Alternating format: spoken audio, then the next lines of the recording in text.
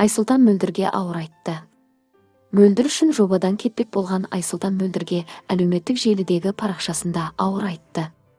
Айсұлтан мисс Мөлдірге астарлап тұрып жазба жариялады.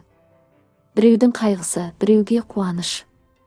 Өкінішті ақ, деді Айсұлтан. Сонымен қатар Айсұлтан әлеуметтік желідегі парақшасынан Мөлдірмен түскен фото, видео, барлық естеліктерді өшіріп тастады.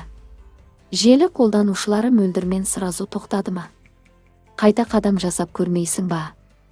Мөлдірмен дереу бітіре салдың ба? Қатты көңілім түсіп кетті Мөлдір үшін. Айсұлтан, сенікі дұрыс болмады, деп жазды желі қолданушылары. Айсұлтанның біреудің қайғысы, біреуге қуаныш деген сөзінің астарында қуаныш бұл Зарина, ал қайғы Мөлдір дегенге келтірді, деді тағы да желі қолданушысы. Еске салайық, Айсұлтан Заринаға деген сезімін Қосылайықтың тікелей эфирінде айтып тастады. Заринаға деген сезімін мойындады. Осы жайттан кейін Мөлдір эфир барысында шығып кетті.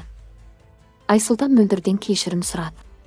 Қате айттым, деді Айс. Эфир соңында Айсұлтан жобадан кетемін деді.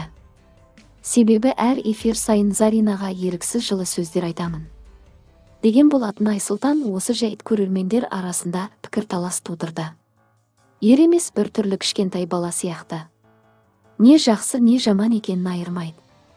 Дұрыс Мөлдір, тоқтат, жігіттің беті жылтырағаның не керегі бар? Ер адам маймылдан сәл әдемі болса жетеді. Ер адам решительный, қызға қорған әрі добрый болса жақсы болар еді.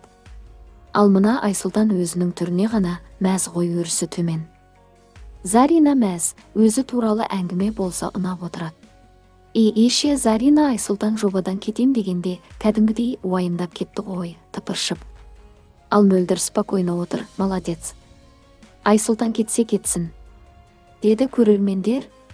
Айсұлтанның Заринаға деген сезімі өшпеген бе?